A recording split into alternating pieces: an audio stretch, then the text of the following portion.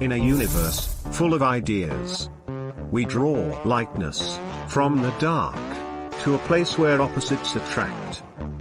Right meets left, positive touches negative, sparking an explosion of truth.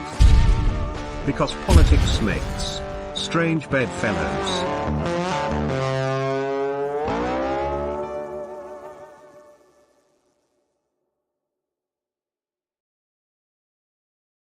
Good evening, everybody, and welcome to Strange Bedfellows. I'm your host, Laurie Spencer. My usual co-host, the one, the only, Rick Walker, is taking the weekend off. I know, it's shocking. He never takes a night off, but he's taking the whole weekend off because it's a big event in his life.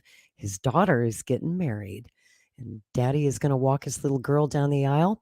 So we hope that Rick is having a great time this Saturday night with his family, and I'm going to do my best to keep you entertained, and we're going to have a great time here on Strange Bedfellows. I have a terrific guest on tap for you tonight, and in fact, I'm going to tell you a little bit about our guest. His name is Jay Sadler. He's a broadcaster, podcaster, goes by the name of Jay Scott, and he's the host of the Jay Scott Ascension podcast, a show that I really enjoy, and I hope you guys check it out. He's an independent writer. He's the founder of the Ascension Media Club, and he's a Bitcoin advocate. He founded a grassroots movement in the Turks and Caicos Islands, the TCI Tech Initiative, that advocated for diversifying the economy through investing in STEM education, creating a business-friendly local tech ecosystem, and embracing Bitcoin and blockchain to decentralize the local economy. And on the show that he does, his content centers around all of his passions, which includes organic gardening and politics, of course, finance, ancient history, spirituality, and holistic health. He's currently a volunteer on the Robert F. Kennedy Jr. campaign. That's how I met Jay. And Jay says that he believes that Bobby stands the best chance at unifying America and moving our country in the right direction. And I couldn't agree more with that. So without further ado, I want to bring Jay in. Everyone say hello to our friend. We're just going to call him Jay Scott because that's his broadcast. That's his official broadcast name. Hi, Jay. How you doing? Hey, Laurie. Thank you so much for having me on the show. Appreciate you bringing me on, and I'm looking forward to speaking. So, yes, I'm doing good. What about you? I'm doing great. We were going to have you last weekend, but you had something much more important to do. You were celebrating your birthday. Yes. 34. 34. Oh, you're just a youngin', just a kid. Actually, you're getting to that age where you're kind of old enough to know better, but still too young to care. Pretty much. Well, I've known better for a long time. It hasn't stopped me. So, I'm still enjoying myself. So I'm in the mid-30s range, you could say right now, but I feel like I'm in my 20s. So, Well, it looked like you were having a great birthday. You're down there in Austin, my old hometown. I grew up in Austin, Texas, and spent most of my life there. And it looked like you were up on were you in a hotel? Like you're in the sauna there with the skyline behind you? Good question. So I live in Austin, but I actually took a quick road trip over to Houston. Oh, you were in Houston. My birthday weekend. Yeah. So I had Airbnb actually over in one of the high rises over there, and yes, they had a beautiful infinity pool actually, like overlooking the city. So we stayed in there till just about the sun came down, then hopped in the jacuzzi, then went out and enjoyed the town a little bit. So, it was a good night, a little bit of everything, had the educational side too. We stopped by the Space Museum, and then it went go-karting. So, Go-karting? All right. Exactly. So adrenaline. No, this is serious go-karting though. This is the Andretti Speedway go-karting. So they go up to like, I want to say 30, 40 miles an hour or something. So trust me, I was skating all over the track. So Dude, it was awesome. good, but yeah, I had some fun. So for sure. I love it. Yes. Well, you've probably seen this show before, and you kind of know the general idea, the concept of strange bedfellows is, as Shakespeare wrote, politics makes strange bedfellows. And we like to bring together people from all sides of the political spectrum. Sometimes we're total opposites, but then we sit down and we have a conversation and we find out that we actually have a lot more in common than we think, and we agree more than we disagree, and we're often friends in real life. And you and I have become really good friends Yep. since we met through the RFK campaign, and you've had me on your show a couple of times. So I wanted to return the favor, bring you on Maverick News, bring you on Strange Bedfellows, and introduce you to our audience, because I know they're going to love you too, just like I do. Our audience here tends to be more libertarian and conservative. But we've also had guests from the left on the show many times, and I always like to start the conversation to find out more about your political journey, because this is a political show, and Mhm. I'm always interested to know what got you interested in politics, when you got interested in your life, what your political journey's been like, and how you would describe yourself politically. Are you a Democrat, an independent? Tell me about that. Yeah, so right now I would definitely call myself an independent. If you had spoken to me a few years ago before COVID, I would have said, I lean a lot more towards the Democratic side. But during COVID, I would say I'm smack in the middle now. So Is that how the um, Democrats lost you? Were you a that's how they Democrat before officially COVID? lost me. And don't get me wrong, I was on the edge since I saw them cheat Bernie, not Mm, once but twice, and I saw him, like fold. But I guess I realized how far gone the party really was when COVID hit, and then recently I've also read Whitney Webb's book, which I know I mention at least once every time mhm. we talk, One Nation Under Blackmail. But it really is that powerful of a book because it kind of shows you how deep the corruption runs on both sides. And now in my opinion, I think both parties are actually gone beyond repair, but more so the Democratic side, I would say. So that's kind of how I feel about the current state of politics. But Tell me a little bit about, like, how you got interested in politics, because most young people, it seems, don't have much interest in it. Was it something that even as a kid you were interested in, or did that happen later in life? So, well, I grew up in Turks and Caicos, which is a tiny country, right, north of Haiti, right at the end of the Bahamian chain. So, to be honest, my first introduction to politics was kind of, following the elections over there. And then, of course, we did see the elections on TV, and my mom is an American citizen too. So, she would still, follow politics. And back then, she was a real big Bill Clinton supporter, but I didn't really pay too much attention to American politics back in those days. So at first, I would say I was introduced to it in Turks and Caicos, which is, Hmm.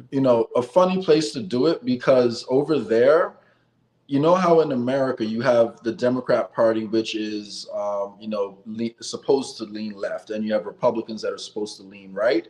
In Turks and Caicos, you have the PDM and the PNP, the People's Democratic Movement, and the Progressive National Party, and there's really no difference, like between Hmm. them philosophically. It's really just different personalities. So, Hmm. and still, you see the exact same kind of tribalism over there that you Hmm. see in America. So that was kind of my introduction to it. So I kind of realized how the economy in Turks and Caicos got moving when we started getting some international investment and how things picked up pace over there. And I'd love to come back to that a little bit later in the conversation if we touch on economics at all. But Hmm. that was my start in politics. And then when I came to America,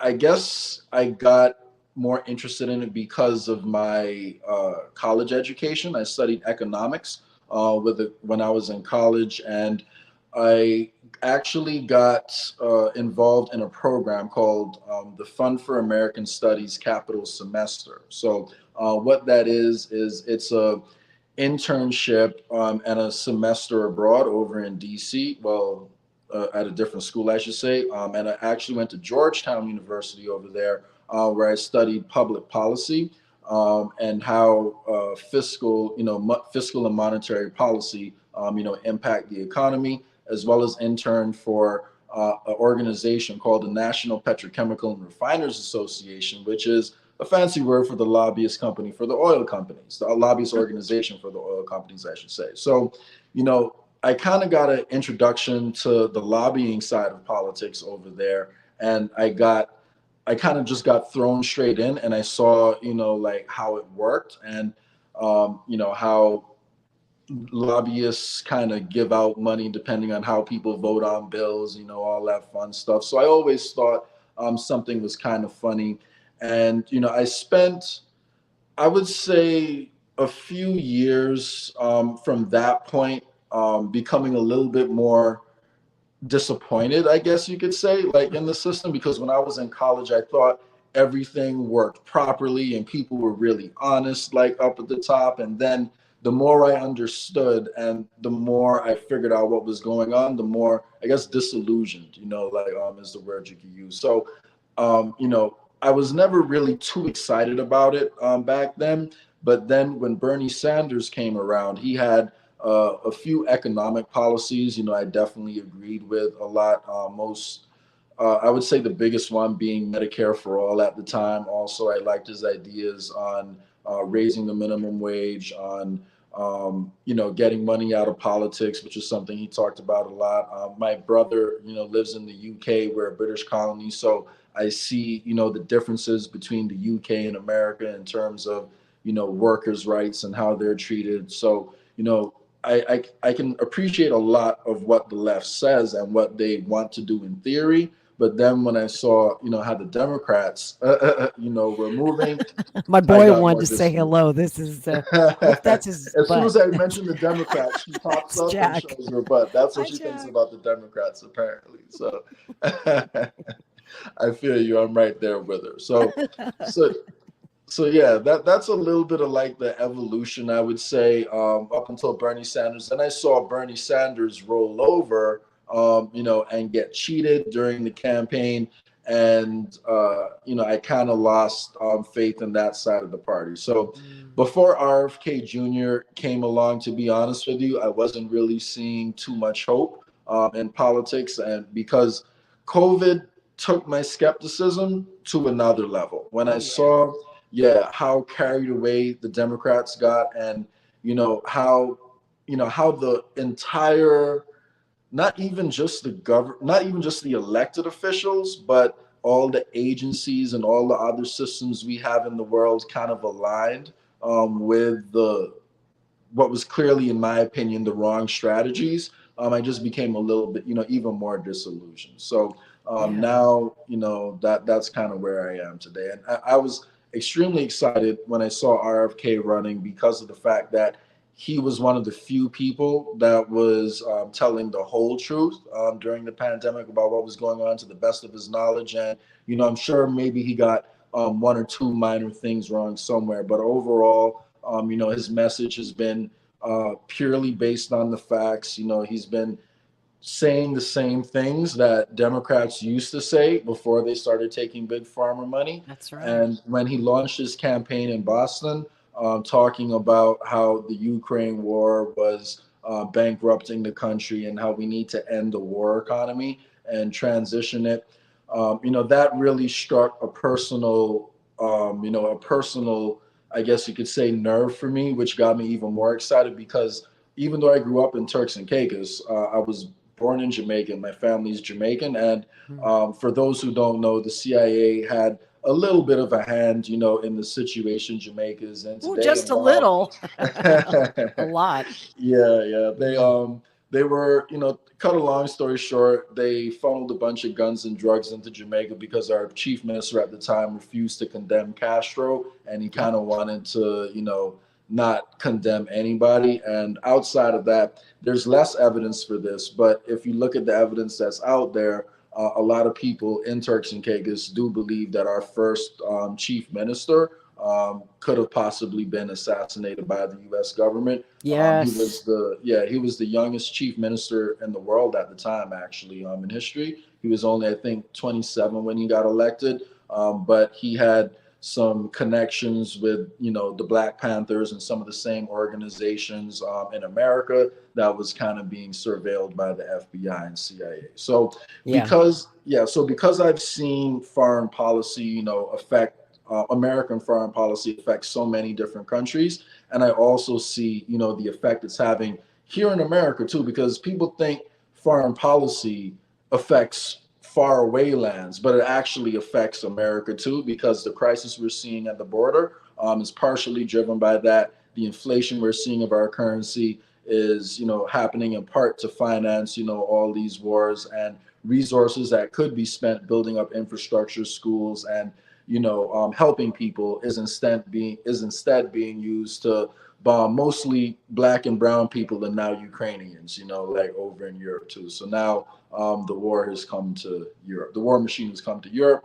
And now, we're just seeing the beginning of this refugee crisis is going to happen in Europe. But, I really hope Europe finds a way to kind of like, I guess, rein this in, because Ukraine is a very big country, and refugees can really, impact countries when, a lot of them come. So it affects a lot of different things. It affects where you want to vacation. It affects your dollar and how far that goes. And, it affects, the border and, all kinds of different things. So there's a few reasons I was really excited about his campaign, but mostly because, every time I hear him talk, I agree with him a little bit more, and I like him a little bit more. And I was on board from the beginning. So yes, you were. Yes, You were there from day one. That's how we met. I was. Speaking of economics, tell me how you got into Bitcoin and why you're so passionate about it. So the reason I'm so passionate about it is because it solves many different problems at the same time. So number one, what we saw happen to the truckers in Canada when they were protesting against the vaccine mandates, and most of them were vaccinated. They just protested against the mandates, and they got called. It was a peaceful protest full of diverse truckers of all different backgrounds, and they got called white supremacists. That's right. Because of the fact that they were against vaccine mandates. And then they used that completely manufactured excuse to cut off their bank accounts and the bank accounts of people who donated to them. So I was actually a fan of Bitcoin before that, but that example right there really taught me the importance of having a monetary system that isn't centrally, controlled, and they can't turn it off just if you disagree with them. So that's a big part of the reason why I like Bitcoin. Also, if you look at how inflation works, one of the ways it works is essentially the government prints a bunch of money to finance war. This money winds up going into different markets, but mostly the American stock market. And it's created what is, in my opinion, a pyramid scheme of the stock market. So that's going to be very controversial to a lot of people. But if I could take a quick route to explain what I mean by that, quick sidetrack. If you bought into a company, you would expect that you would make your money from the profits of that company. Like if I told you, Lori, I'm buying a piece of Disney because I want to be a part owner in Disney. The reason, you should be buying it should be because you're expecting a share of the profits. However, what the stock market has turned into is really a pyramid scheme, because the way you make most of your money is through the appreciation of the stock, which is highly speculative, and it's driven by all the extra liquidity that's flooded onto the market. So all this money that gets printed, some of it goes into stock companies, but it essentially winds up filtering into the American stock market. So I call it a pyramid scheme because the only way you make your money is by someone else cashing you out, which is the exact definition of a pyramid scheme. So because all this money is being flooded into the market, what it does is it devalues savings, and it can devalue other assets too. So if I'm not, an investor in BlackRock and Vanguard, and I don't own a significant percentage of this stock that's appreciating, and I have my money in a bank account, I'm watching the value of my money go down because the supply is going up, so each dollar is worth less. But all this extra supply is being concentrated in the stock market. So what Bitcoin does is it removes the Federal Reserve's and the elite's ability to do that, and it would turn Bitcoin into the primary savings mechanism. And we would have a situation where when you buy into a stock, it's not all about the price appreciation, but it's more actually about how much dividends you're getting from the stock and what can be made from the stock. It's not highly speculative price appreciation because, you know, one of the, I guess, calculations people would use to assess the value of a stock is something called the price to earnings ratio.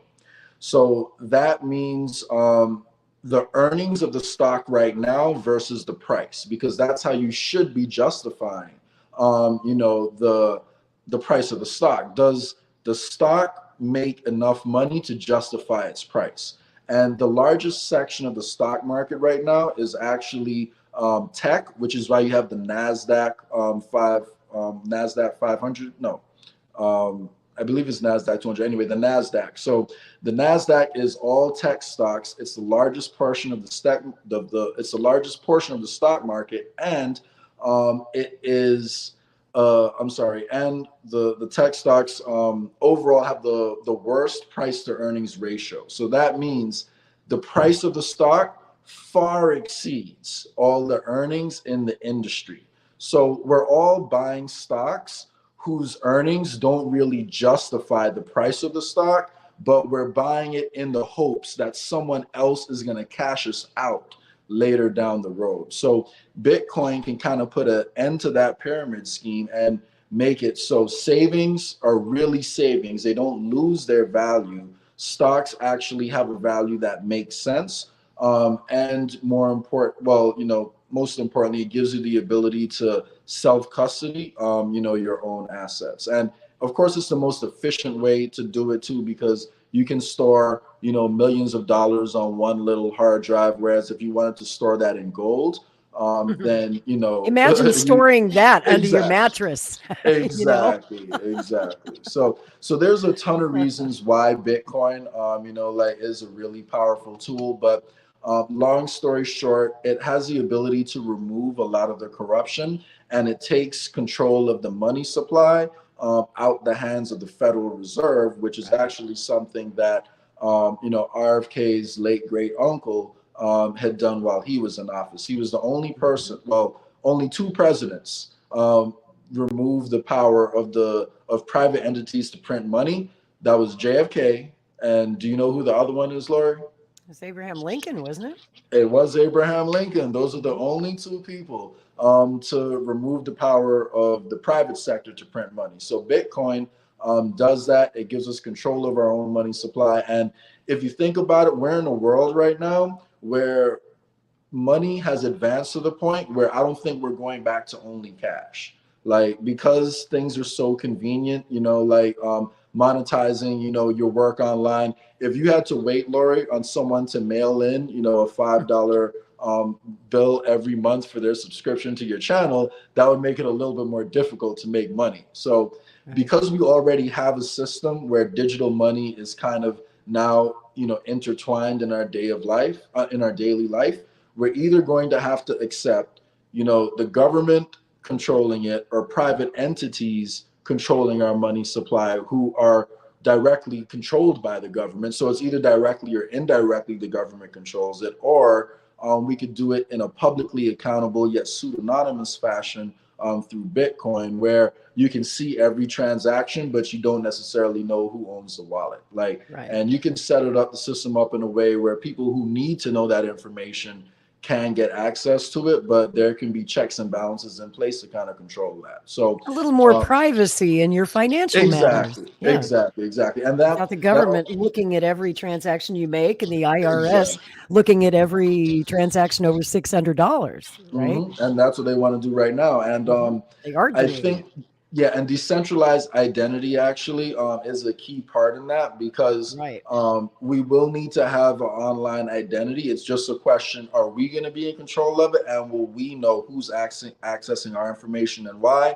Or will it be completely out of our control? If we leave it to centralized entities, we know we're not going to have any control, but it is possible to build a decentralized identification system like what they have in Estonia. And this is actually what I was promoting over in Turks and Caicos, which is they have a whole separate legal framework in Estonia where your digital identity has the same rights as your physical personhood. So the same way how your physical personhood is protected against unwarranted searches and seizures. I forget which amendment it is, but they have their own Bill of Rights for your online. Exactly, the fourth. There you go. They have their own Bill of Rights for their online identity, and they have full control or full knowledge, at least, of who's accessing their information and why. So not even your doctor can look at your patient files without your you getting a permission. notification that someone is accessing your information. So Awesome. exactly. So the framework for this already exists out there. It's just a question of, when can we do it like over here in America?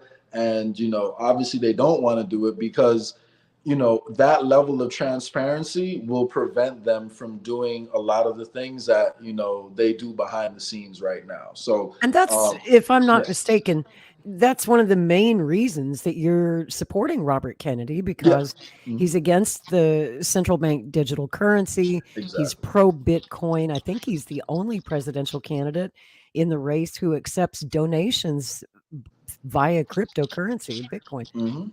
Right? Exactly. And a lot of people think, Bitcoin, anyone who speaks about Bitcoin is looking at it as a get rich quick scheme. And a lot of people did make a ton of money like Bitcoin. If you bought it when it was, a couple dollars or a few cents, like you're rolling in it right now. But it's not going to see that kind of appreciation anymore. So don't think you can invest $100 in Bitcoin today and you're going to have $1 million in a few years' time. That's not at all what I'm saying.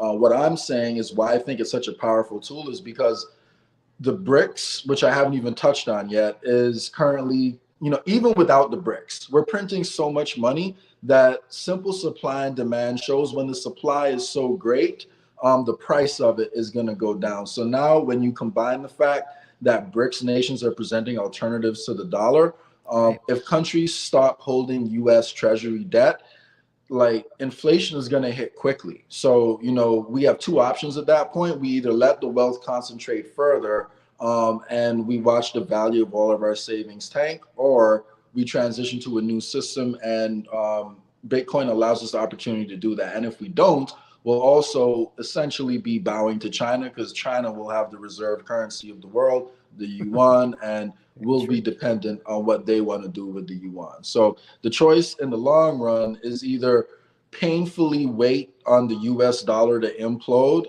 and feel every little devaluation, or we transition to a better system. And RFK Jr. Has an excellent plan of backing up the US dollar actually with Bitcoin while protecting people's right to own and save it. So what it does is it extends the life of the dollar. And if he's successful, when he's successful in closing down those military bases, ending the wars, and bringing that spending down, then we could see the dollar, possibly reverse course. Because at the end of the day, America still has a lot of positives, with all the negatives, like that we have over here. Overall, we are the most stable country in that, financial position. So if we can find a way to turn it around, RFK, I believe, could bring back confidence from the whole world, because that's what his uncle had. His uncle was the most loved president, in American history, at least across the globe, and he has that same spirit. No matter how much mainstream media tries to deny it, no matter how much they try to say, oh, but some of your brothers disagree with you. I can feel it, I can see it. And whether you agree with him or not, which I do on most issues except Israel, whether you agree with him or not, you can tell that, he means well. You can tell that he's being honest and he's doing the best that he can. And he is really intelligent. Every time he speaks, I learn something from him. So. Absolutely. And, if Bobby were not in the race, I'm glad he is, but let's just say for a moment that he didn't get into the race. Who of the available candidates would you be supporting if Bobby wasn't there? Anybody? If I had to pick one, Cornel West. And because, I probably would too, until I saw the Jimmy Dore interview Friday.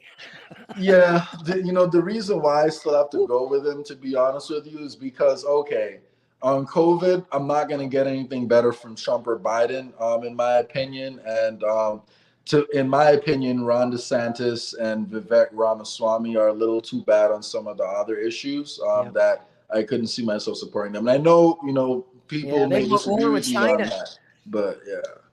They Yeah, seem to Vivek. anyway. Yeah, Ron DeSantis wants to invade Mexico. And yeah, and Vivek Ramaswamy wants to invade China. So it's like if That's you're right. against war, I don't see how you can like be supporting either of them. But that's Yeah. just me. Yeah, the So GOP field is just, I mean, outside of Trump, they're a bunch of war happy neocons. yeah, Even Vivek, who says he doesn't want the war in Ukraine, but he wants a war with China. So yeah. either way, you're going to get a war. It's just a question of which country do we decide to pick a fight with. Well, I think that's Um, the whole game, right? Lesser of two evils, right? Well, you don't yes. want the Ukraine war because, you may not hate Russia, but you hate China, right? So, like, who do you want to hate Right. more? You want to go to war with Russia or China? So, It's like how the Democrats have the bug in their brain, the Putin mm, derangement syndrome, Russia derangement syndrome, and then you on the right, you've got the China derangement syndrome on the mhm, Republican side. Neither of these countries, in my opinion, mean us harm. yes, But they do want to be competitive on the world stage, and we're yeah, trying to stop that, just as we did during the first Cold War when we were embargoing technology to Russia, to China, mhm, blowing up their pipelines and stuff like that. Just anything we could to destroy them yeah. economically. And here we are playing that same old game again. And Tell me a little bit. Yeah, did you want to say something real quick? yeah, on that note, I agree with you 100%, Lori. And what I would encourage people to do, if they think Russia or China really wants to harm the US, just follow the money. That's all, Mm, I'd encourage you to do. Look at how much America spends on the military and on military bases around the world, and then look at how much both of those countries spend. Their budget looks more like a defense budget where they have their army within the country. They spend money on training and they have a big nuclear arsenal in case someone tries to mess with them. But they don't have bases all over the world. China has a few of them, I think, like it's less than five. And Russia has, less than five too. So if yep. they wanted to harm America, they would be trying to set up military bases in Central America, the Caribbean, like stuff like that. They haven't done any of China that. literally has one military base outside of Yeah, their own territory. exactly. Exactly. So, So tell me so what you like about Cornel West's policies. What is it that appeals to you about Cornell? sure. So, I overall, when it comes to economic policy, I think if you were to go back to before COVID, people don't realize this, but economic mobility was actually higher in these European economies that most people call socialist on this side of the world. But if you actually speak to them over there, they consider themselves capitalists. They consider themselves they wouldn't consider themselves socialists or communists. But if you look at the differences in some of their policies, long story short, they have a social safety net with the right incentives that ensures people aren't lazy and dependent on the system, but that everyone has an equal opportunity to be able to make something of themselves. So what I think political philosophy should come down to is making sure that everyone has equal opportunity. And I think that there are some policies on the left, not all, but there are some policies on the left that can help that happen. I think if you look at one of the biggest costs coming out of people's paychecks right now, you have your health insurance coming out of your paycheck. So the cost of health insurance is Mm, extremely high. And you're telling how me. to yeah, and if you look at how much these other developed countries spend on it, they all actually spend less per capita on their health insurance, and you have a higher percentage of people who are happy with the services they get. Now, when it comes down to some of the specialties and maybe some of the more advanced surgeries, I do know that there's an argument that America has the best doctors in the world. Some of that maybe due to the size of America. Some of that Yeah, maybe because they can too. make more Yeah, money here. yeah, you can In a make more private money. healthcare system, So they can charge what they want, and there's yes, hardly any yes, regulation on that. So, yeah. my co-host Rick Walker here at Maverick News, Hmm. we talk a lot about that because I Hmm. want Medicare for all. Hmm. I'm chronically ill with long COVID, and I've racked up Hmm. more than $1 million in medical bills in the last 3.5 years since I got Wow. COVID. I was hospitalized. I've been a lab rat, guinea pig for all kinds of experimental treatments, and let me tell you, that stuff costs money, and I don't have health insurance. So Wow. it's all been pretty much cash pay out of pocket, and it's just killing me. Lord, And that's I'm not terrible. alone.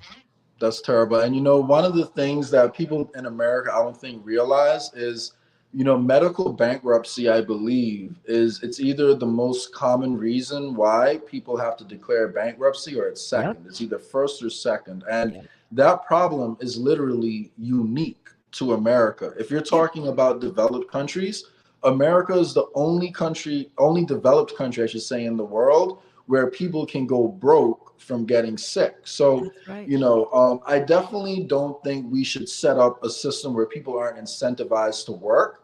And at the end of the day, I don't consider myself a socialist or a capitalist because I think, like those labels are meaningless. But if you look at a Kind of country somewhere like in the middle. exactly. I'm Yeah. somewhere in the middle because if you look at a country like Singapore, for example, it's often touted as a capitalist haven, right?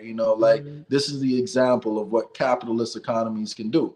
But one part of the story that often gets left out is the government was actually the original owner in much of the housing, and they used what I would consider a socialist program to ensure that their own people, like who were there, have high home ownership rates because Mhm. they set up a special accounts where the government would match, the money that you're putting in. So it is redistribution of wealth when you think about it because Well, some that's people why pay they more in don't have taxes. people Yeah, sleeping under bridges and in exactly, parks and exactly, on the streets. exactly, Everybody has a home in a socialist exactly. country. Whether you like socialism or not, you probably don't like to see people outside your window on your street sleeping in a tent, pooping on the street, doing drugs out there in broad daylight. Hmm. And yet, a lot of my friends on the right, they think socialism's bad, and we definitely don't want to do that. We don't want to give people health care or housing. That's communism. And I'm like, but look at the communist countries. Look how clean their cities are. Look how you don't see homeless people on the streets. Look how everybody has a home. Look how when you get sick, they have health care and it doesn't cost them anything. And, these are, in my opinion, and I'm a libertarian who likes as little government as possible, but I'm Hmm. willing to compromise with the left on things like Medicare for all because I see it as a benefit to the country, to our society, to everyone. We need to solve this homelessness crisis that we're in. And, that's another reason, of course, why I support Kennedy. He's not even so far to the left that he's willing to say he's going to get Medicare for all done. He's a realist. When he's Hmm. asked about that, he says that in principle he agrees with it. He wants Medicare for all, but the political reality is that the president can't do that by executive Alone. order. That's Yeah. unconstitutional. So it has to go through the Congress. And Democrats have been promising, well, at least for the last 30 years, in 1992, when Bill Clinton and Nancy Pelosi and Single Chuck payer. Schumer and all those Democrats of the 90s came in, and they're still sitting in power to this day, including Joe Hmm. Biden. Pretty much all of them were saying, we're going to give you single payer health care, universal health care. You know, And then they Nancy didn't. Pelosi, she even agreed with it at one point too, right? Back Oh, in the early yeah. part of her career, she was 1992. all for single payer. Now, won't even let people have a vote on it. So, Right. That's right. And, that's how the Clintons got elected. hmm. That was really the one issue that pushed them into power in 1992 was they were promising people universal health care and they didn't deliver, and they've had 30 years to deliver, and these same Congress critters are still sitting there, but now they're owned. They're owned by big pharma. and they know who their daddy is, and they're not about to give you universal health care or anything like it.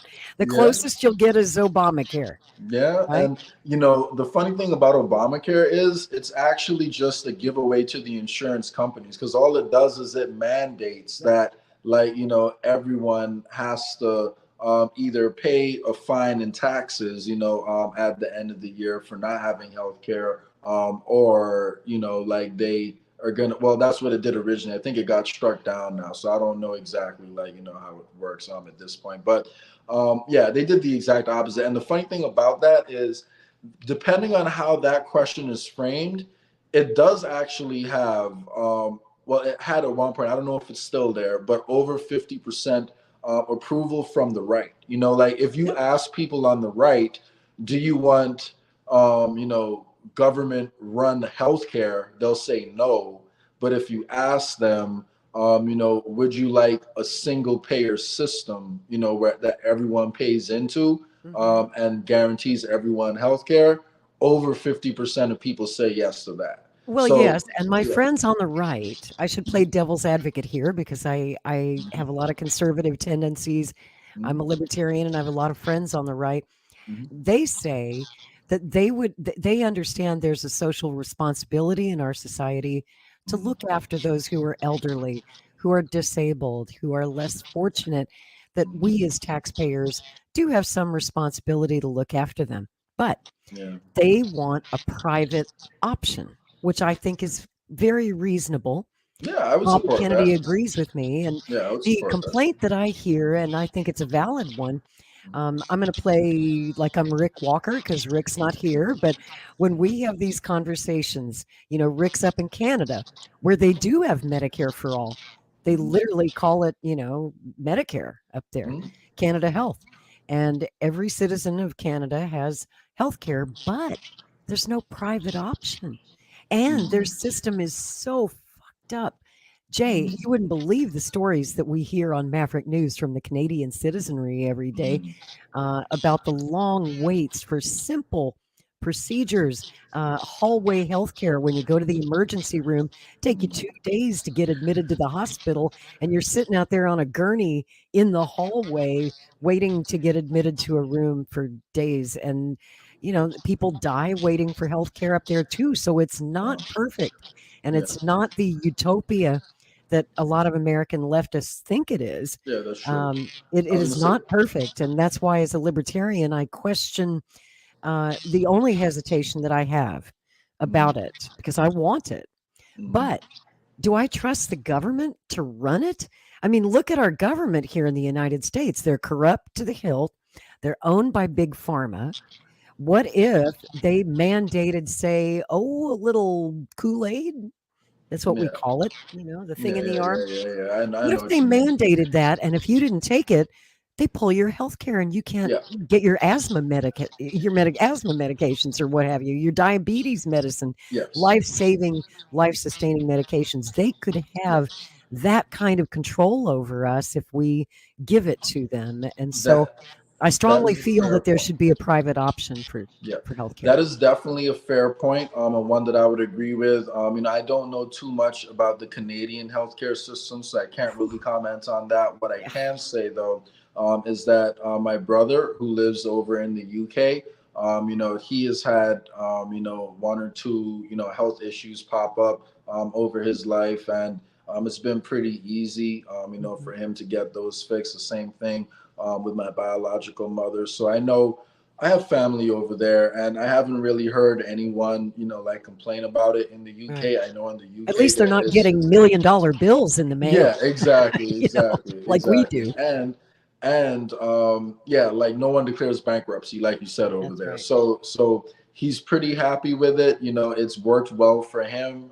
And they have, like I said, that private option over there too. And he doesn't use the private option. He just has the regular one that everyone has, and Mm. it's able to work over there. But that is a complicated question, though, because I do work as a recruiter, in healthcare, and I can tell you for sure that there's a gigantic shortage of healthcare workers who are in the field right now. Right. And because we have an aging population with less young people in it, we have to motivate more people to get into healthcare essentially. So there's a really tight workforce. So that problem that Canada is having, that And may the be UK. partly, yeah, that may be partly due to the way their system is set up, and it also may be partly No, it's due just poorly to, managed. yeah, yeah, It's yeah, just terribly run. It's really badly done. And it's the same problem in the UK. That's yeah. why they have a tremendous shortage of nurses and healthcare workers, and the same problems that Canada has, because you have absolute imbeciles running the damn thing. And it Well, comes down to this: do I you can tell trust you, the people running it? there's definitely a shortage over here too. Like Yep. and yeah, and I don't know if the shortage over here is greater than what's over there. I don't know if it's the same, but what I can tell you is that I have people. Well, I've heard of people, I should say, like who are CNAs who are taking care of 12 patients, by themselves, Mm, and like like one person, right. taking care of 12 patients. So it's like this is already happening in America. There's already long wait times happening in America. And That's depending right. on the kind of insurance you have, that's going to dictate, Mm, like, do you get seen tomorrow or do you get seen, a few months from now? Because the so same true. way how you mentioned, there are long wait times in Canada. I'd be Mm. interested in seeing what the wait times compare like to America overall. Oh, And then I you can tell also you. have to I look can at, tell you. I mean, people are paying handsomely out of pocket for the privilege, because I'm a frequent visitor to my local mm, emergency room, unfortunately. wow. It's, 6 to 8 hours just to be seen, depending on the day of the week, and to be admitted, unless you're like on your deathbed, it's going to be a long, long wait. And that's in America. That's in America. Bless Excuse you. me. Sorry. Thank you. Yeah, and that's in America. So like I said, there's challenges in the healthcare system right now that are going to be happening whether we have Medicare for all or not. But again, just to circle it back to RFK, another one of the reasons why I'm excited about his campaign is because he's the only candidate I've ever heard in my lifetime address some of the reasons why we may have more issues over here because of what we're doing to the environment, because of what's being pumped into our food, Why and we he's have all trying this to chronic highlight that. disease. Exactly. Yeah. And I don't know if you had caught this part, but he also said that he wants to explore some of the holistic options that would have been shut down by the Mm, Flexner report. So have you ever heard of the right. Flexner report before, Lori? Yeah, I have, but tell our audience a little bit Yeah. about that. They might not have. Yeah, so the Flexner report was actually a report that was commissioned by Rockefeller and one of his buddies back in the 1910s. I believe it was like 1914, 1915 or something like Yeah. that, where they essentially used the report to discredit any kind of medicine that was not I'm sorry, allopathic medicine. So it had to be the stuff that was made using plastic pills because like maybe people don't realize it, but the pills that you use, the capsules, most of the time they're made of a byproduct of oil. So Mhm. Rockefeller had vested interest in making sure that this was the system that was pushed above everything else. So it was used to discredit herbal medicine. It was used to discredit Eastern medicine. So all the other different types that people may think of as a little bit,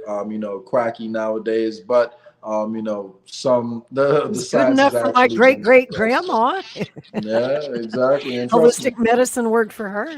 exactly. And if you ever go to the Caribbean, they have bush medicine for almost everything over there. So, like, Right. am I going to say it handles the acute stuff the same way a doctor could? No, you can't break your leg and then rub it, like with some moringa and then it Mhm. gets healed. So, I'm not saying that there's no place for allopathic medicine. There definitely is. And I'm not saying all of it's bad, but what RFK was trying to do was open up some of the research and maybe some of the restrictions on some of those holistic methods that could provide alternatives. The And stuff that big yeah, pharma doesn't want you to know about exactly, or have access exactly, to. Yeah, exactly. imagine Because that. all those big pharma stuff, they're made from plants. Like so, what herbal medicine does a lot of the time is it takes you directly to the plants that some of those are, based on, and gets into some of those same compounds. I had to do this. I No just had to. worries. Yep. I You're had good. to talk about what happened this week when Yes. Dr. Cornel West went on the Jimmy Dore show, and boy, it didn't go quite like either one of them had expected. Yeah. And I want to play you a little clip because this is honestly just painful to watch, and I want to get your reaction to it. Right. Yeah. So that is the fascist dimension. Similarly, so in terms of militarism abroad, so that there's fascist elements, my brother. Hello? Transfer of power and so forth. That is not the same thing. There we go. And so that doesn't undermine my campaign at all. The campaign's about truth. 100% undermines you. Yeah. Before you even start. So that's just bad. You're getting bad advice. I don't know who's advising you, but they're giving you horrible advice. January. I'm a free man. Okay. Brother. So January. But I want to hear your argument. As to how Biden is more fascist than Trump. Trump just lay it out right quick. Well, I'll tell you right now.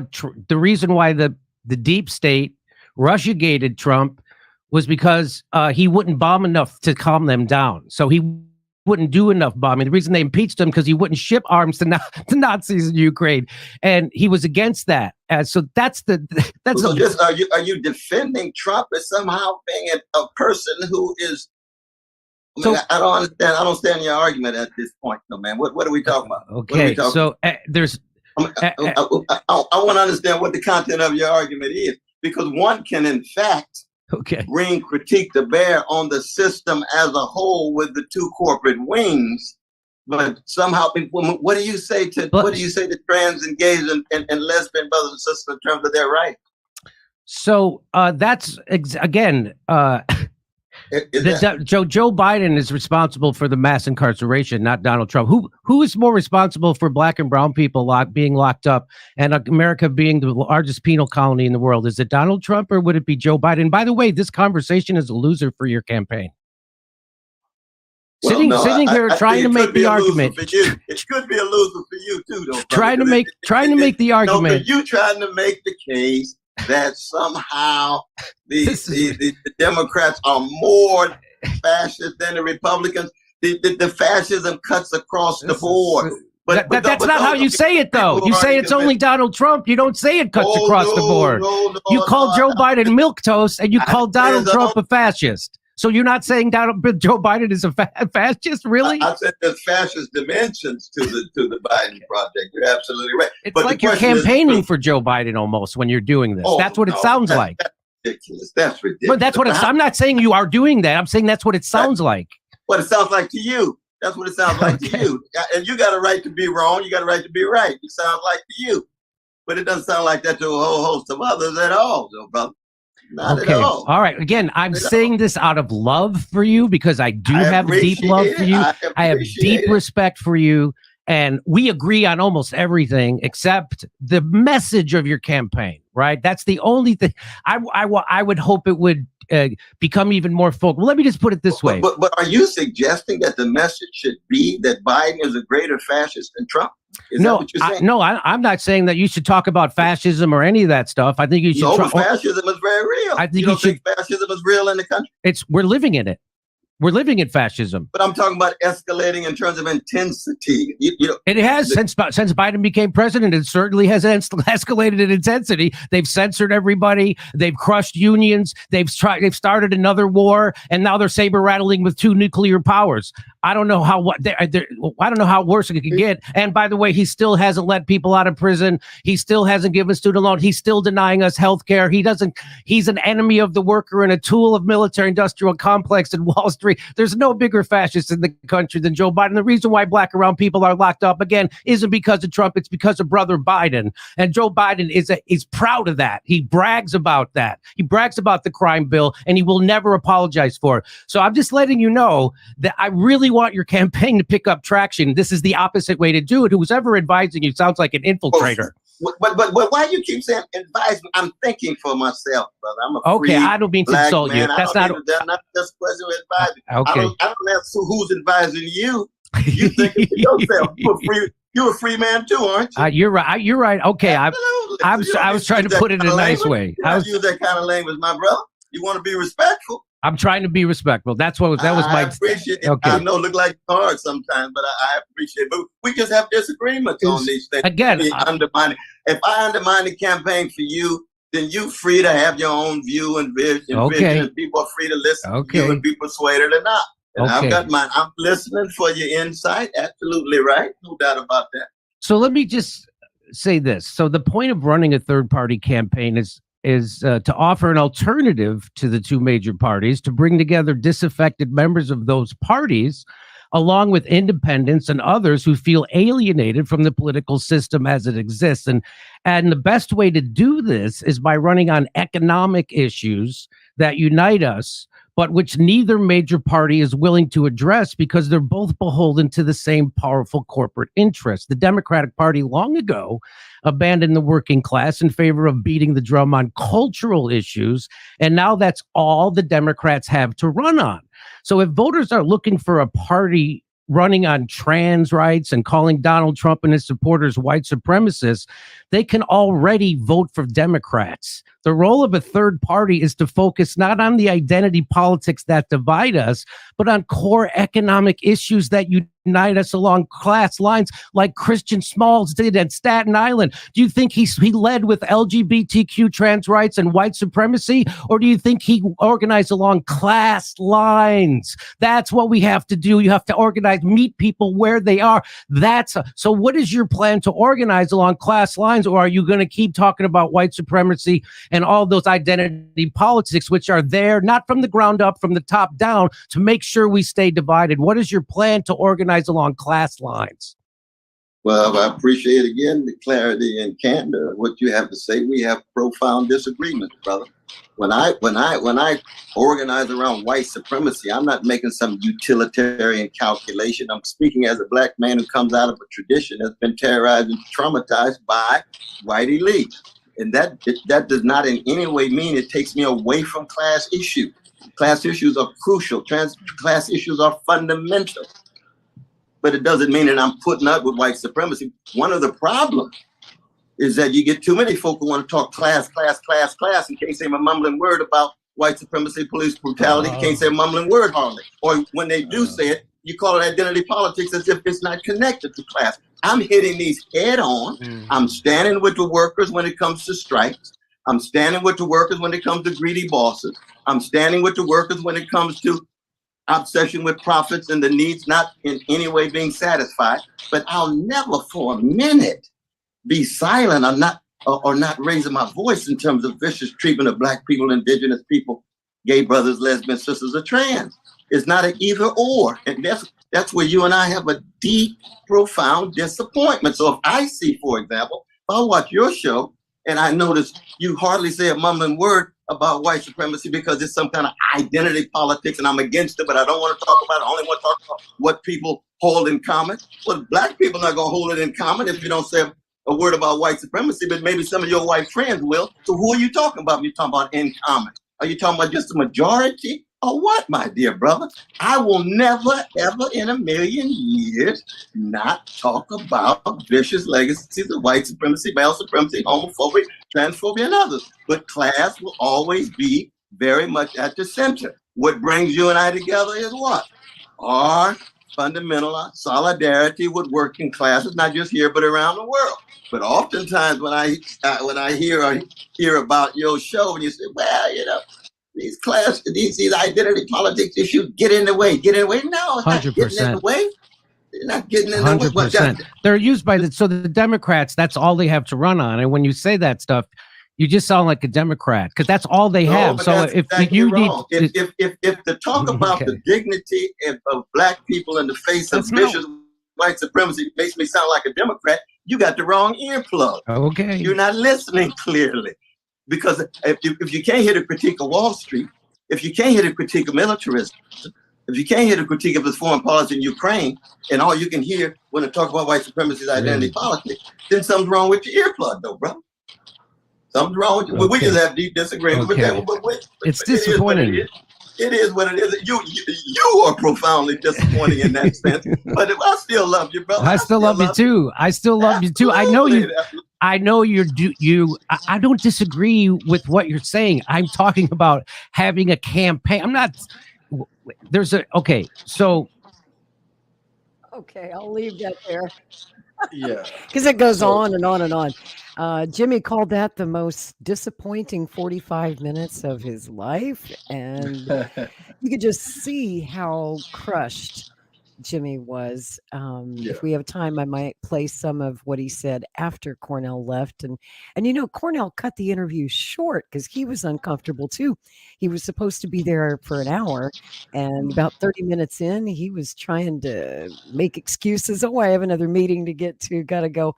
And then he stuck around for, I don't know, another 10 minutes or so, but he still cut it off at like 45 minutes instead of an hour. So it was really uncomfortable for both of them. And I wanted to get your thoughts on what we just saw.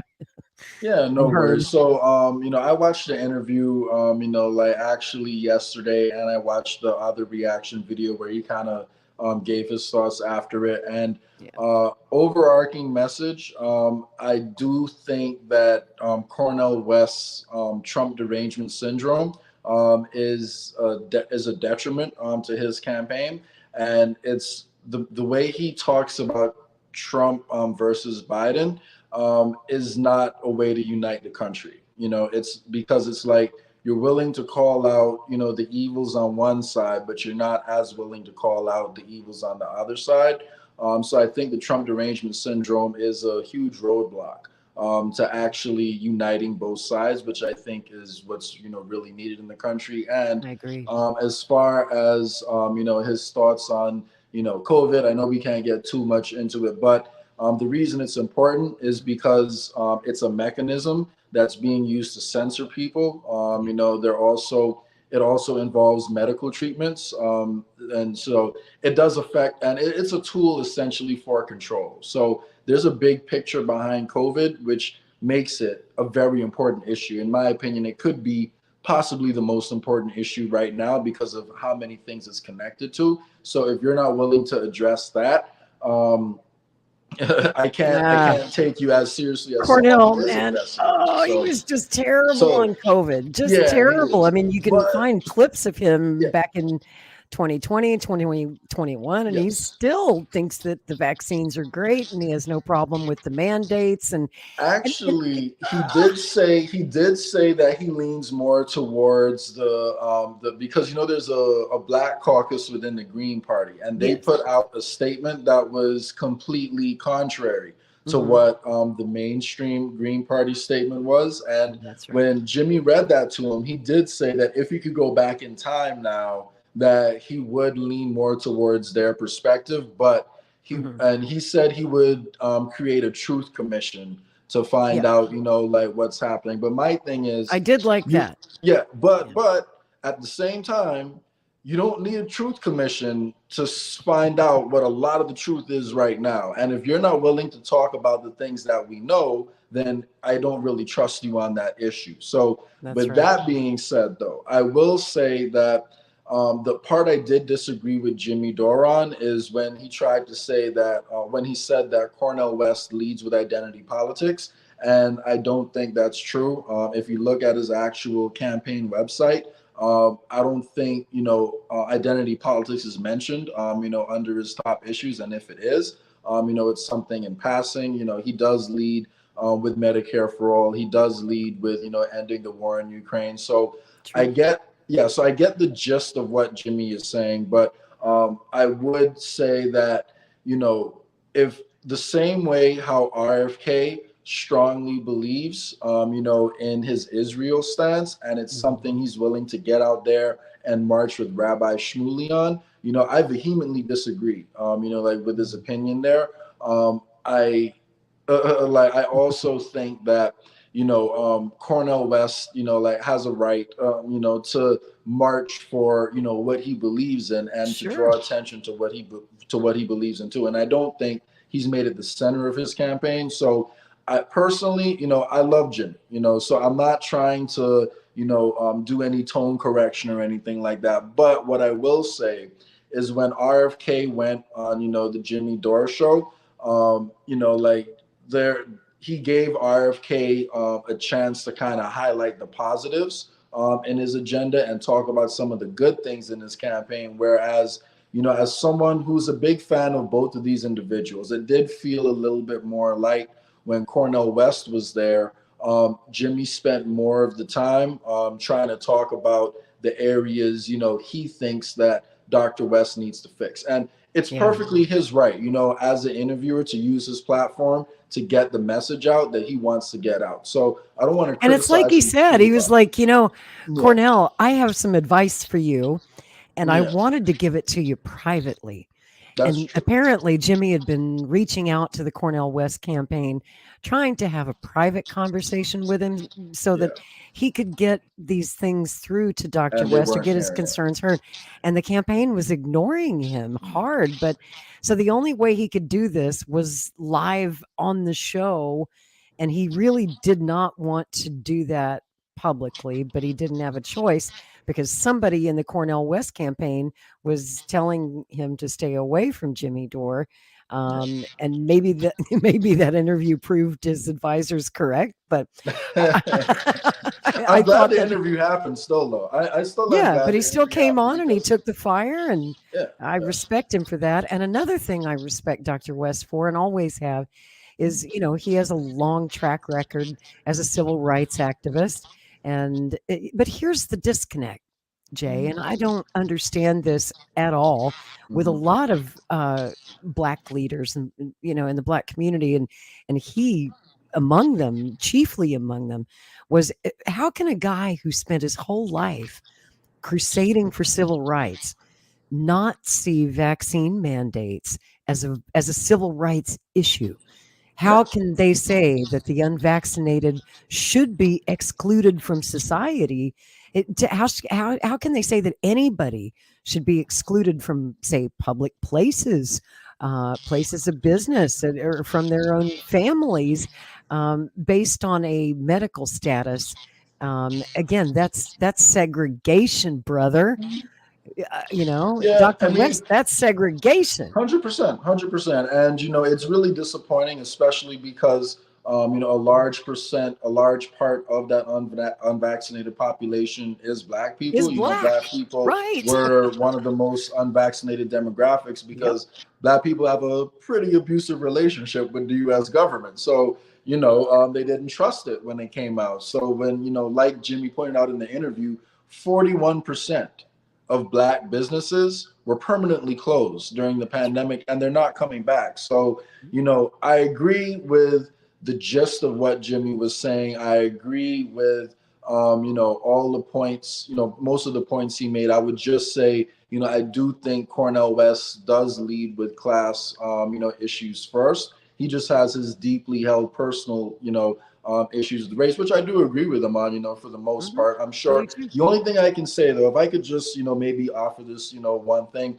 I do think that Democrats and people on the left would find themselves more support from the right if they took into consideration some of the points, that are made, like on the right when it comes to some of the differences, because, I'm someone who believes that systemic racism, is real, and I can provide examples of why I believe that. However, in addition to that, if you look at, say, the study times of different children, right?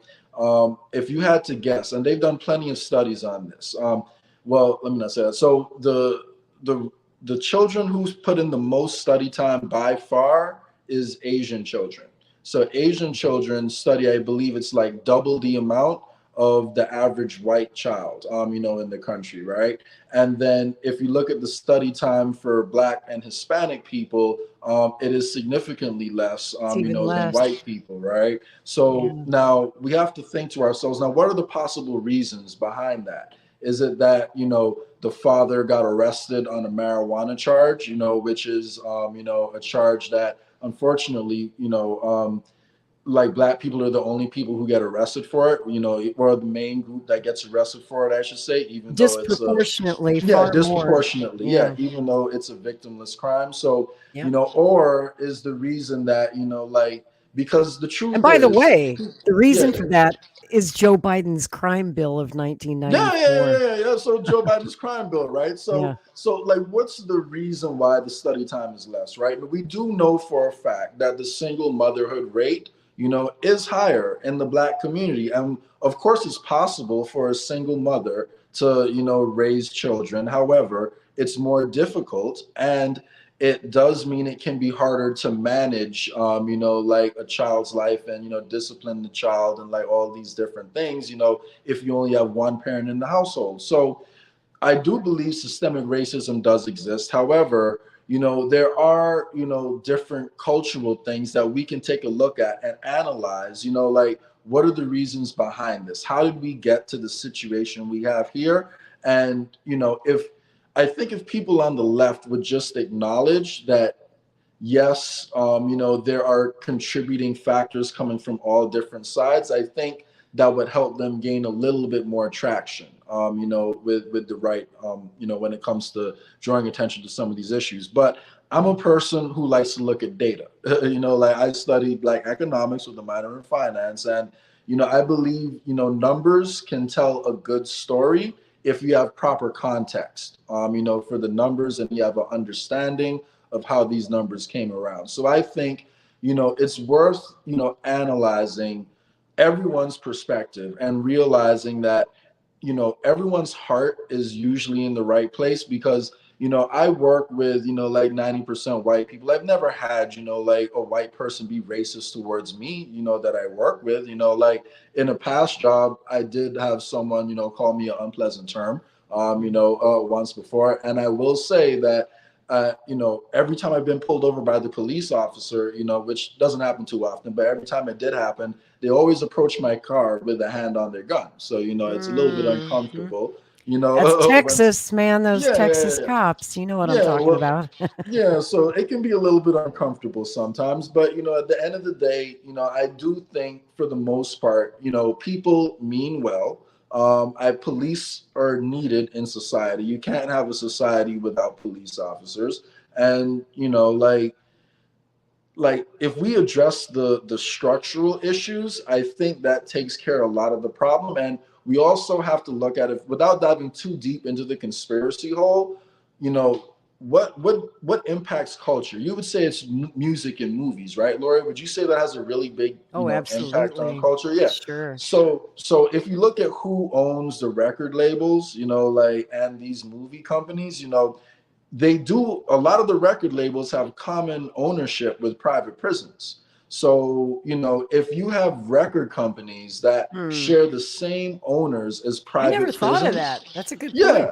Yeah, but if you thought of that. have record companies that share the same ownership as private prisons, maybe there's like a thing going on where maybe we push people towards the violent music, the music that keeps them unproductive, the music that pushes hyper materialism, you know, the music that gang banging, glorifies, you know, glorifies that, violence, because, you know, America glorifies like, the strip club culture. Exactly. Because think about it. You know, you had the blues, you had jazz, you had some of the most loving, like, wonderful music that came out of like Black American culture. And that was all about Black advancement. Exactly. Black excellence. You know? Exactly. Now it's the opposite. Exactly. So my only thing is, when the people on the right, not all people on the right, but when some people on the right, you know, focus on culture, the part of the conversation that gets left out, okay, well, who owns the mechanisms that are kind of controlling the culture and manipulating the culture? So it's not Black people that own most record labels. Like that, I can tell you for sure. Very few.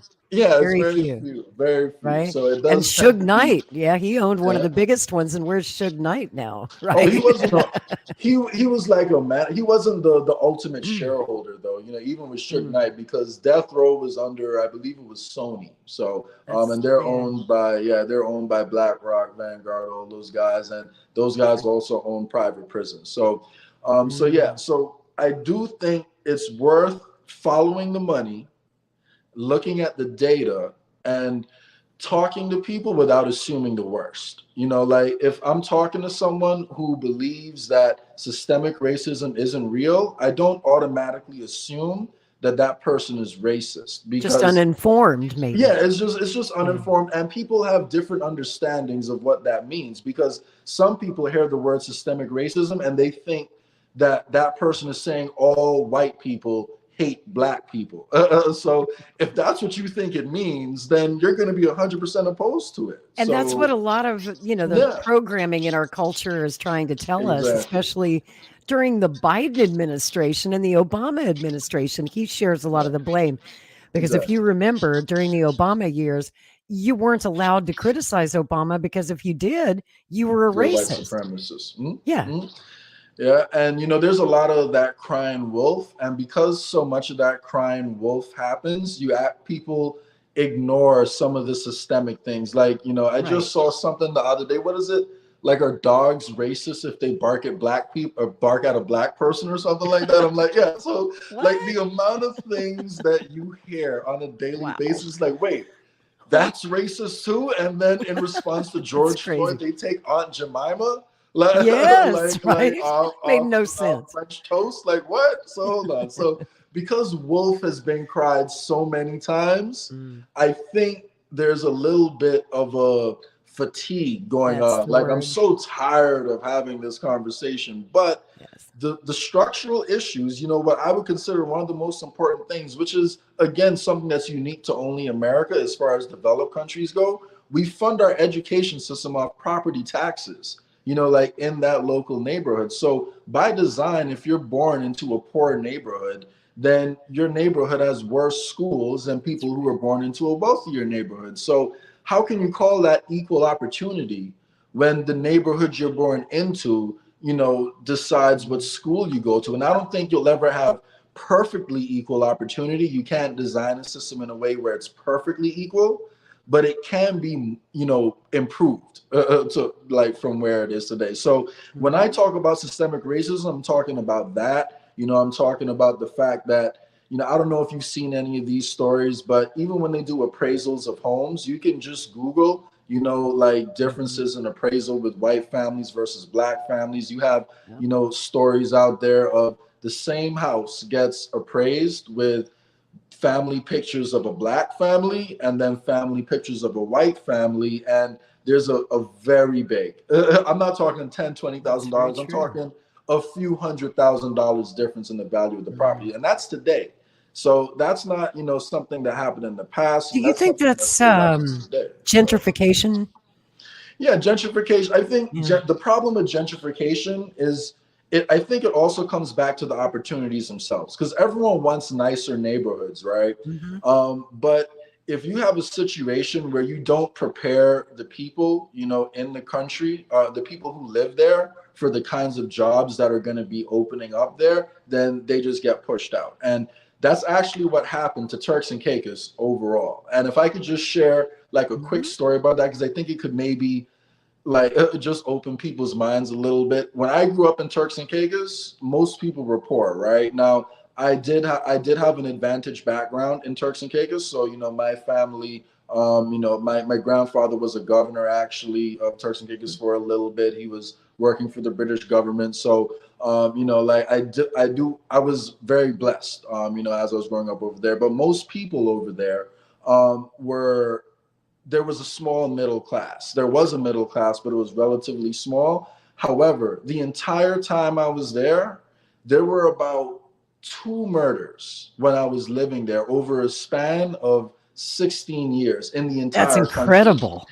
In the entire country. So, and this is a country of about 40,000 people, right? So, and I know you don't believe this, but on Twitter, you have all kinds of opinions, but some people believe that Black folks are just, naturally more violent, because that's what the media has led them to believe. The entire time I was living in Turks and Caicos, there was, I want to say, 2 murders in about 16 years. And then what happened right before I left the country a few years after, before I left, is we started getting a tremendous amount of foreign investment and building up hotels, and the population grew. So we grew from about, I want to say, 20 to 25,000 around the 2000 mark. And now we're above 40,000, with about a third to half of that being illegal immigrants. So we have a gigantic portion of illegal immigrants that are mostly cheap labor, working on the hotels that get paid below minimum wage. So what we have now is a situation where there's actually more income inequality in the country than there was when everyone was poor. So even though there's more wealth in the country now, and maybe more of the local population has been lifted out of poverty, the violence within the local community has skyrocketed. And now, even though there's more money in the country and people, some people are doing better, it's actually per capita one of the most violent countries in the Caribbean. Now, I believe it does have the highest murder rate, or the second highest murder rate in the Caribbean, but all of these murders are concentrated, in the local poor areas. So if you're a tourist, you're going to be fine. So anyone out there who's watching this, if you're planning a trip to Turks and Caicos, don't cancel it. It's not sounds like dangerous Mexico. for you. Yeah, well, it's safer than Mexico. Like Mexico. You're not going to get kidnapped. It's safer than Mexico. But right. But yes, like, because of the way it grew, you had a tremendous amount of income inequality. So there are different things that contribute to violence, but one of the things that contributes to it a lot is, as basic as this may sound, it's actually the ability for men, because men are the ones who usually commit violence, the ability of men to provide for a family and gain respect from their peers. Like, that's of a large amount of men. That's actually the biggest predictor of violence. So if you have a situation where most people are poor together, then everyone respects each other. And, you still have a chance at, raising your family and finding a woman. But if you have a situation where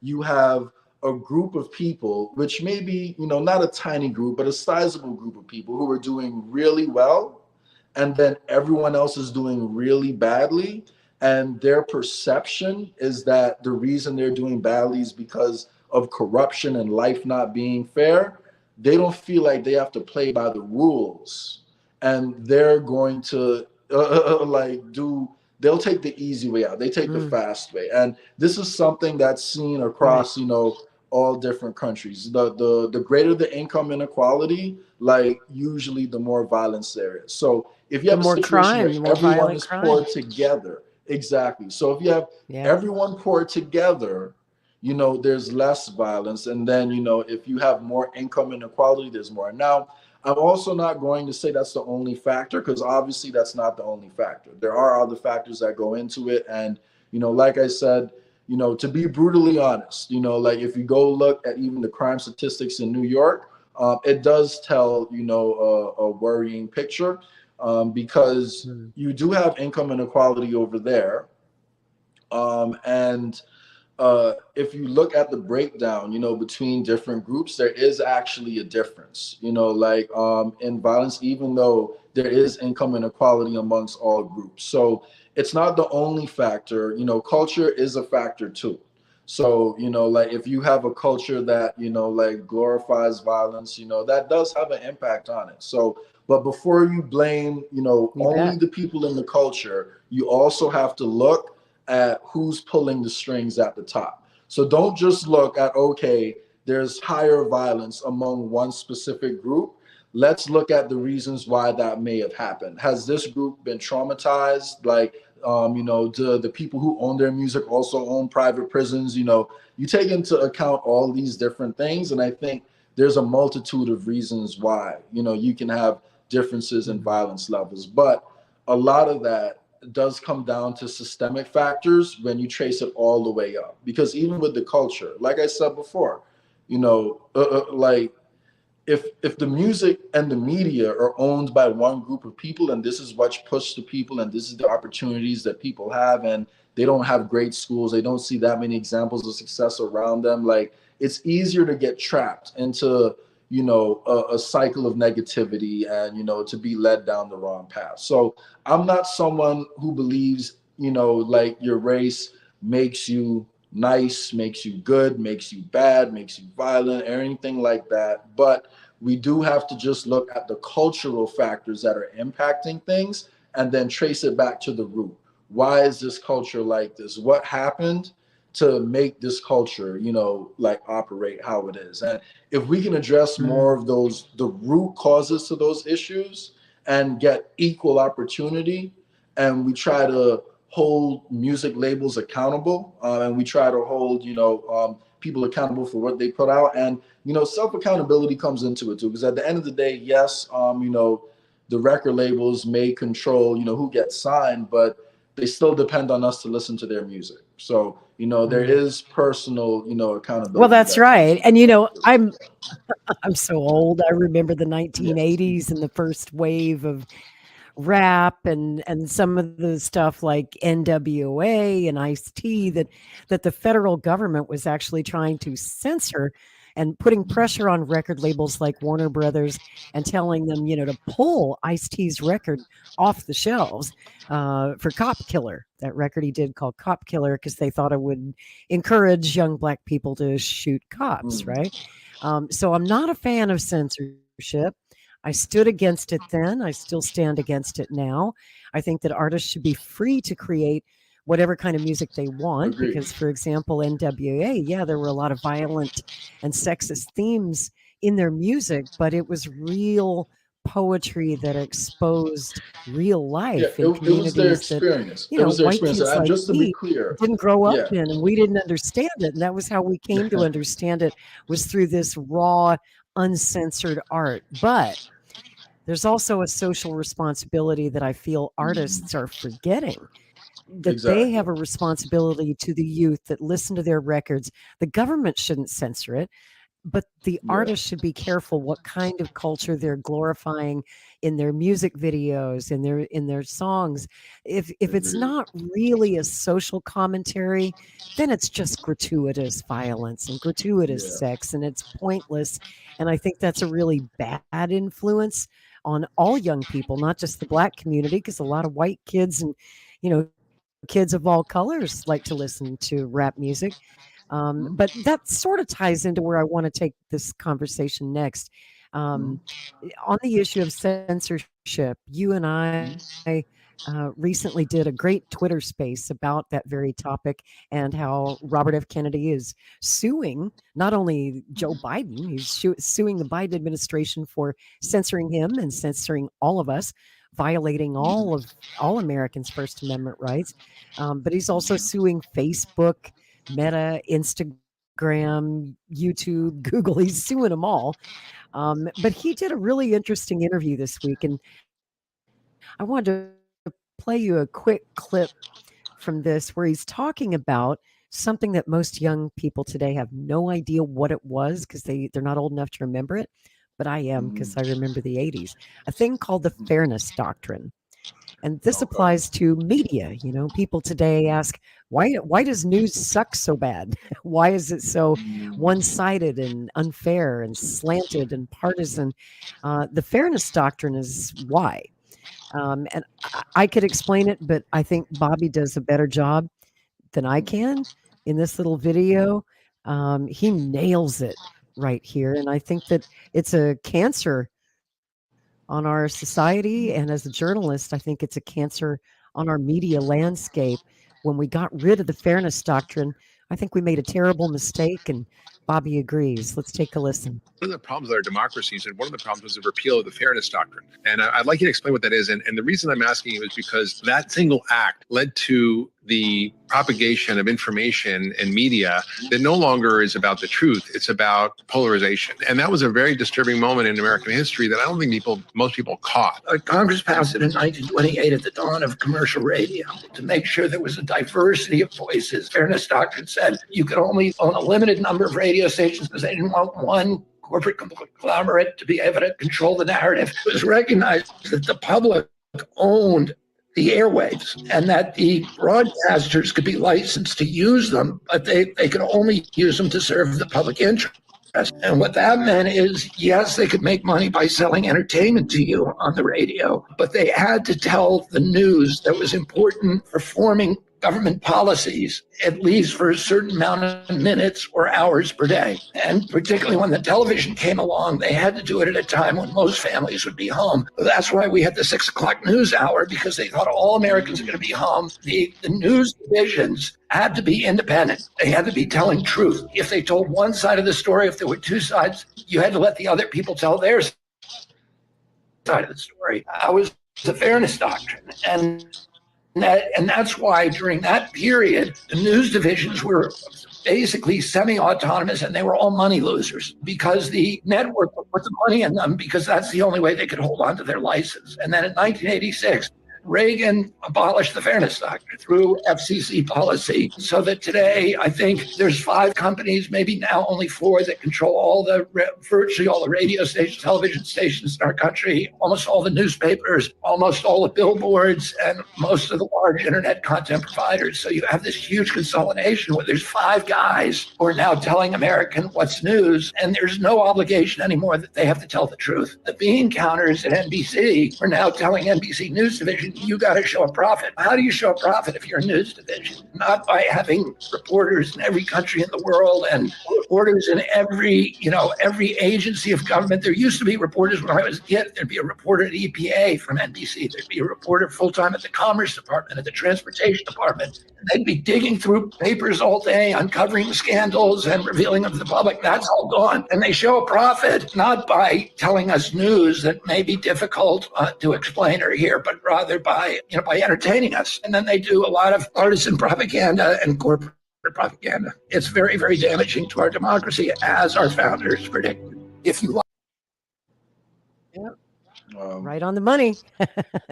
And, I wanted to share a personal story because I've been a journalist for 35 years. And I started in journalism in the year 1986. I had just gotten out of college. So I went to college for 4 years to learn the craft of journalism. And I was trained a certain way. What they taught us and our generation of journalists in school was fairness to both sides. Objectivity was sacred. And that was because of the fairness doctrine, because literally we could not skew a story one way or the other. It was against the law.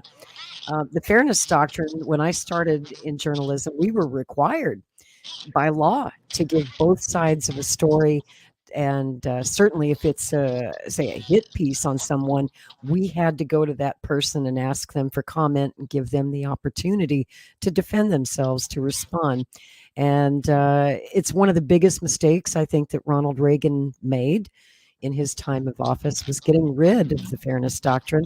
And it's not a coincidence, believe me, Jay, that our media landscape has become so partisan and so slanted and, yes, so corporate since the abolition of the fairness doctrine. And Bobby's been saying now for, at least 20 years that we need to bring back the fairness doctrine. I've heard him say it many times in his speeches over the years, but now that he's running for president, he would actually be in a position to do something about it other than just talk. I think that maybe, just maybe, we could get Congress to pass a new fairness doctrine that's updated for the 21st century, that includes internet technology, so that, that in itself could be a possible solution to the censorship that we see online through big tech. One solution would be regulating big tech. Another would be a fairness doctrine, internet fairness doctrine, where every social media platform is required to let all points of view have their say.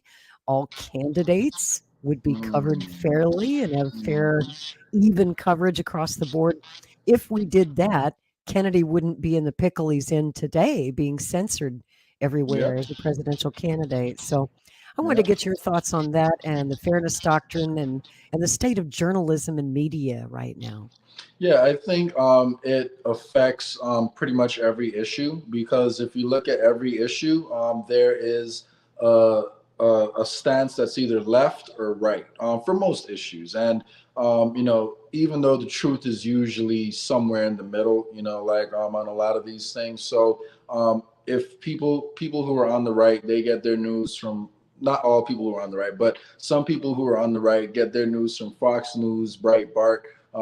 Some people who are on the left, they get their news from CNN and New York Times, and it's completely polarized. Like he said, if you read, a mainstream, if you read or if you watch news from the left, then people on the right are all racist and xenophobic. And if you look at news on the right, then people on the left are all hippies who just want handouts from the government. And these are the two caricatures that each side holds of each other.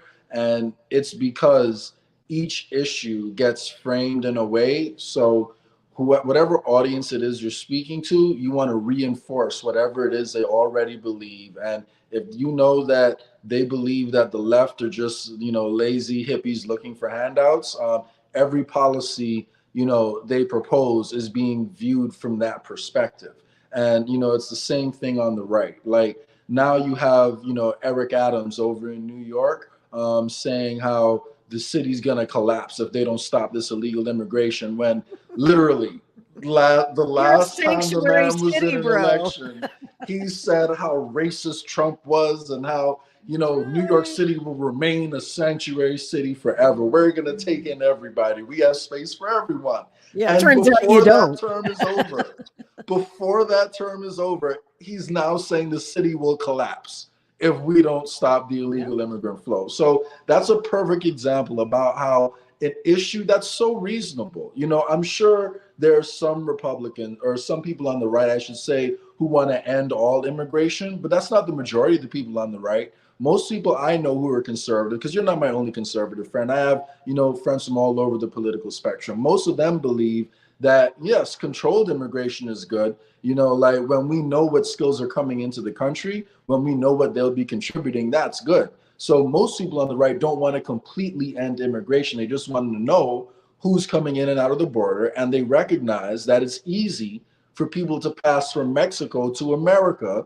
So they'd like to put up a physical barrier to prevent people like from getting in as easily. Are there other ways to do it? I'm sure, but will it be as easy as literally walking across the border? It won't be that easy. So, for that issue, which should be common sense, do you want to know who's coming into your country? That should be common sense. That shouldn't be like a right or a left issue. It's now framed as you're either for open borders or you're racist. Or that's right. Or if you're on the left, then you think, if you're on the right, then you think everyone on the left just wants, completely open borders. And the truth is Biden's actually worse, than most of his other counterparts on the issue, because he's completely open the border now. The absolute worst ever. Yeah. He flung the southern border open on day one of his administration. And it's only gotten worse now that Title 42's gone away. You see it every day. You're down there in Texas. I lived in Texas for 25 years, and it was a problem 25 years ago. But back then, the biggest problem we had were Mexican migrants coming in, and it was a humanitarian disaster even then. Jay, not one summer went by, and you know how hot it gets down there in Texas. It's 100 degrees plus for 3 months straight, and it's horrible. But they would have every year, you could count on it. It's like clockwork. Some semi truck would be found abandoned because the coyotes who were driving in this truckload of illegals, they're trapped in the back of the truck with no fresh air, no water, no food, and something spooked the driver, and the driver ran away and left those people to die. And they would find the truck sometimes days, weeks later with all of these bodies in it, Oh and these wow. people died horrific deaths. And it's been a regular occurrence every summer in Texas for 30 years at least. But what's Wow. different now is that we see this influx of migrants coming in from all over the world this year. And during the Biden years, we're not just seeing the usual, the Mexicans coming here looking for a better life. We see people not just from Latin America, but from China, from the Middle East, from Ukraine, Yeah. Afghanistan. Obviously, we know that after the Oh, war by the ended in way, Afghanistan. I think I Yeah. figured out how we can how we can get people on the left to care about this issue more. Do you want to hear what it is? Yes. How is that? Let them know that Russians can get through that border too. If you let them know that Russians could actually come across the border and might sneak no. into the country, exactly. Maybe that'll wake them up Use a their little bit. That Russophobia as a tell them tool. Putin is sending spies, like on the back of the Mexican cartel trucks, Oh to boy. go set up, Hunter Biden to make it look like he That's does it. drugs. Yeah, that's what's love it. going on. So the Russians are running more operations through the Mexican border. You tell them that, maybe Hey, they'll be in close favor that of border border real security. quick, won't Yeah, they? yeah, exactly. So, Well, that's something I like that Kennedy says in his approach to the border. Like you said, we tend to make that such a partisan issue that you're either a racist if you want to have a sane immigration policy, or it's just open borders for all. But he takes that middle ground that makes the most sense and the most humanitarian approach. He understands that this is a humanitarian crisis. He understands that the migrant workers who are coming here looking for a better life, not only are they putting their own lives at risk because these coyotes who bring them here are predators. We've got children being kidnapped, raped, killed. We've got, like I talked about, the truckloads of migrants who are just abandoned in the desert to die. He sees the humanitarian side of it. And if you've seen his film, the documentary film Midnight at the Border, which I hope everyone will watch, he's out there doing something that you'll never see Donald Trump do. And He's if you think about hugging it, them. He's if you think kissing about them. it, that actually took a lot of courage, like for him to do that. And I'm not trying to like blow it up out of proportion, but like something could have happened over there, like because that he still did it because he wanted to shine a light on that issue.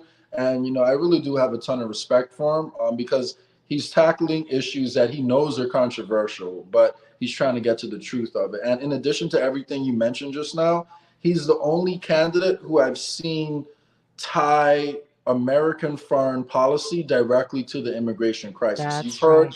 I heard Bernie Sanders, speak about reining in foreign policy, but I never really heard him connect it to the immigration crisis. I don't believe. And, Kennedy is straight up saying we're part of the problem here. We have overthrown their governments and funded, rebel groups that have terrorized these countries. And because of that, people are fleeing those countries. So he's trying to, number one, address the root cause of that by closing down a lot of those military bases and,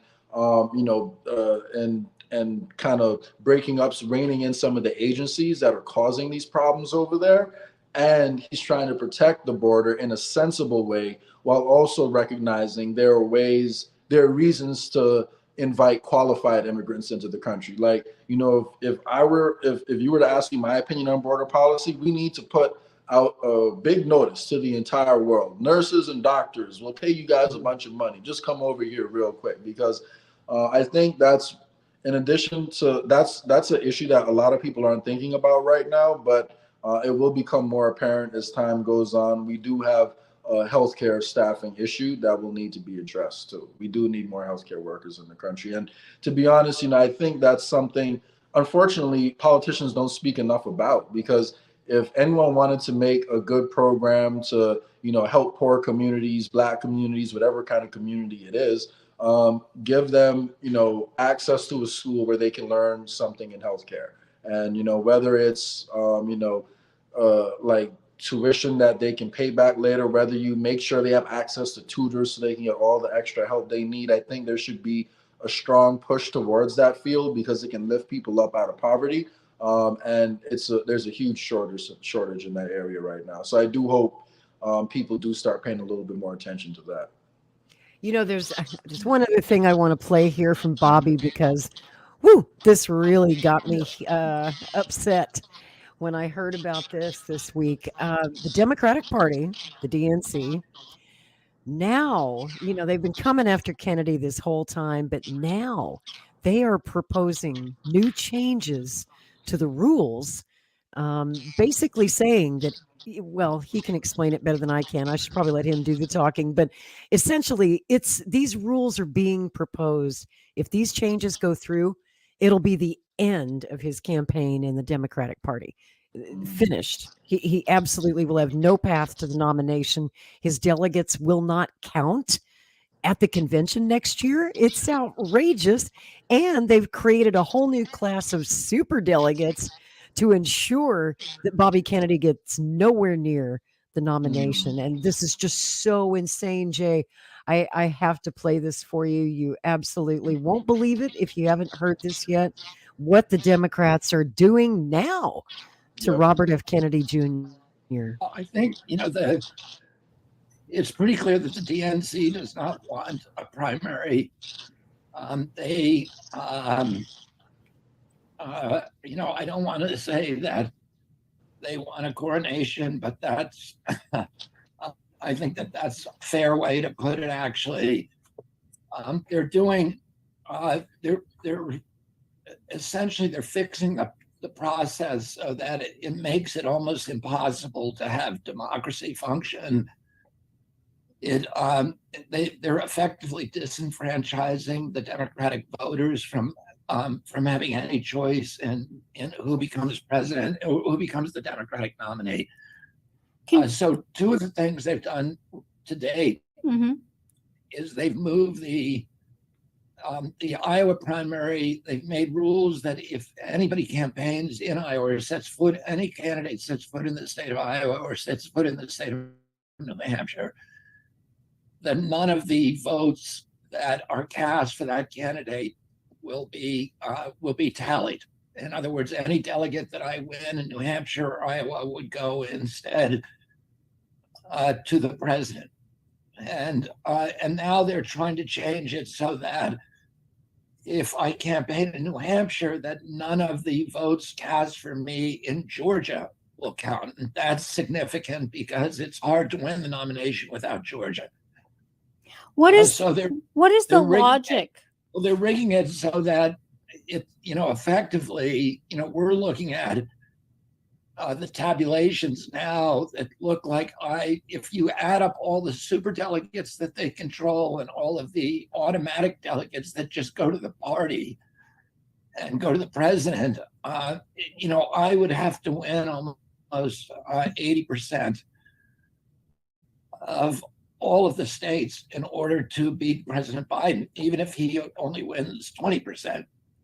And yet you continue on. So what is your strategy then in light of this for defeating President Biden? These rules will not be finalized until September 14th. And we've written the DNC protesting. I mean, there's some really wild things that they're now considering, including forcing me to actually pay for the primaries. And their logic is that they don't need a primary because they already have a candidate. And therefore, I'm costing them all this money, and that money should be paid for by me and, maybe Marianne Williamson. So it's not, it's a process that is rigged. And we live at a time in American history when a lot of Americans think that democracy is broken, that the system, the political system is rigged, and that there's not really any democracy. And unfortunately, the DNC is taking a lot of steps that confirm that outlook. You mentioned you're going to South Carolina. How is this impacting your strategy around Iowa and New Hampshire in light of what the new DNC rules are? Well, I'm campaigning in those states, so I'm going to campaign, continue to campaign in those states. Those are important states for the American democracy. They're really the only states that really require you to do retail politics, to go to the barbershops, the nail salons, the diners, to meet people on the street, and to actually talk to voters other than just donors. The other states, you are content with having candidates kind of aerial bombard them from 30,000 feet with advertising that is, the DNC has $2 billion now in their bank account. That's all, all given by, or most of it given by large donors, and that they can use that money to do slick campaign ads, and President Biden will not actually ever have to meet a donor. And then they have occasionally, maybe he'll do a rally in which they're very heavily orchestrated, in which everybody who goes to that rally is screened, and there's nothing unexpected, and there's no unscripted contact with voters. And I don't think that's good for democracy if the only people that President Biden is talking to is his donors. Because then he's living in a bubble, and he's living in a bubble where he's only talking to very, very wealthy Americans who aren't enduring many of the hardships that are facing the majority of the people in this country. That 57% of the people in this country can't put their hands on $1,000 if there's an emergency in their lives. That means if the engine light comes on in their car, they don't have the pay for it. And I think the president and President Trump or whoever are the candidates on the Republican side ought to be talking to those people and understanding, because both President Trump and President Biden are saying that they're running on the record of prosperity that they've left to this country. And what I'm doing, traveling around this country and actually talking to people, I'm not seeing Americans, when they hear that, they feel like they're being gaslighted, because they're not living in happy days are here again. They're watching kids who cannot buy a home. That's right, Bobby. That's right. Okay, I'm going to leave that there because we're running out of time. This 2 hours have flown by. But where is that prosperity, Bobby? And have you had enough yet of the Democratic Party, Mr. Kennedy? Some of us have been trying to tell you since day one of the campaign that you don't stand a chance in this corrupt party.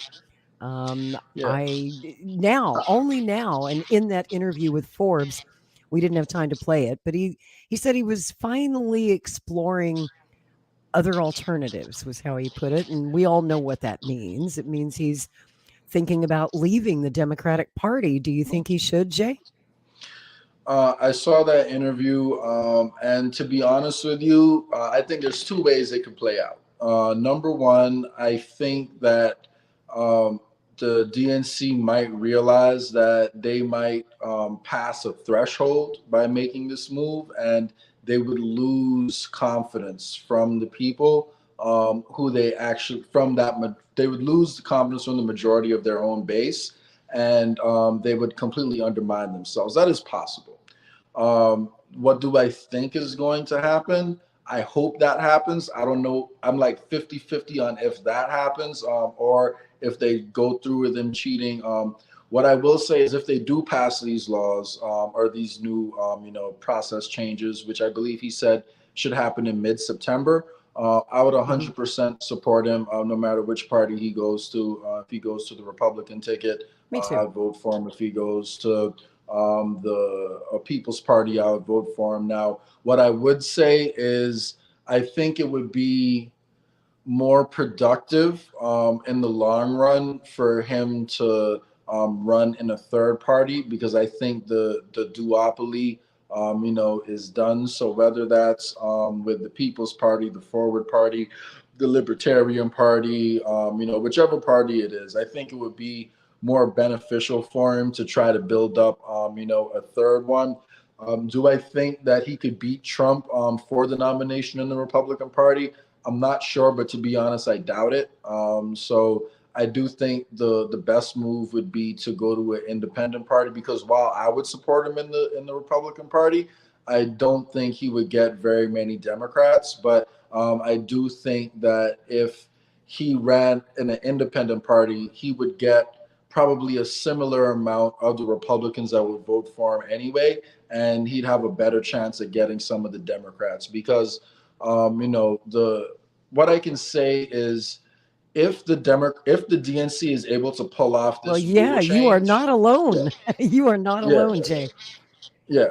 I wanted to tell you. I wanted to show you real quick. I wanted to take the public's pulse on that very question.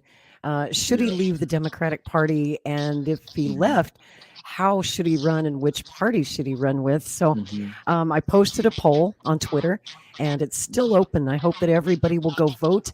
If you go to my Twitter, I'm at Real Lori Spencer on Twitter. And the poll right now, independent overwhelmingly is winning this poll. Almost 70% of people who voted say that he should run as an independent candidate. Only 17% say he should run as a Democrat. 8% say he should run as a Republican. And then, of course, Twitter only gives you 4 options. So I had to make third party kind of the extra option. And I asked people to comment below if they thought he should run with the Libertarian Party or the Green Party or the Forward Party or the People's Party, to indicate which party they wanted to see him with. But still, even that is 11.6%. So the poll is still open. I would like for everyone to vote, no matter what your political persuasion might be, because I really want to make this poll fair.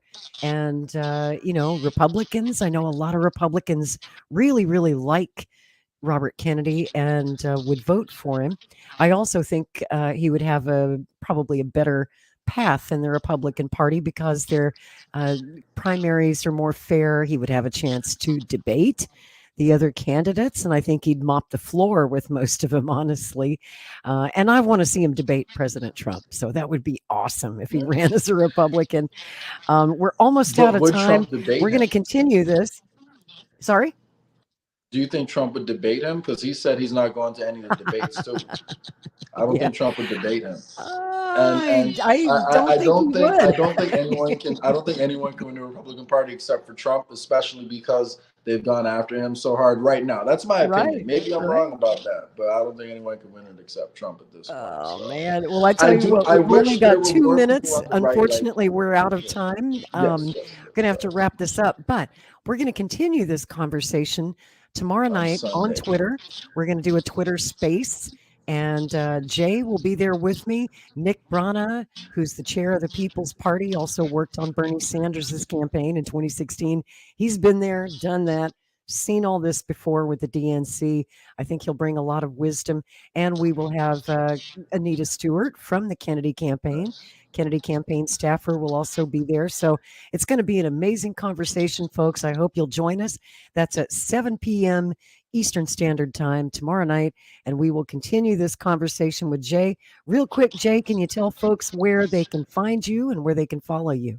Sure. So you can find me on Twitter at JSAscension. You can also find me on Instagram at JAY Scott Ascension. And of course, look for me on Rumble at the J Scott Ascension, and you'll find me on there. I was on YouTube, but I stopped uploading over there because of censorship. So, but yes, it's all about Rumble now. We don't use YouTube much around here anymore either. So, folks, thank you so much for tuning in tonight. Jay, thank you for the interview. I will see you tomorrow night on Twitter, and hopefully I'll see everybody else tomorrow night on Twitter. And we'll see you back here next Saturday night for Strange Bedfellows. Good night, everybody. Good night. In a universe full of ideas, we draw lightness from the dark to a place where opposites attract.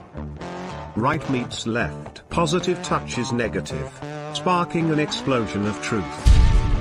Because politics makes Strange Bedfellows.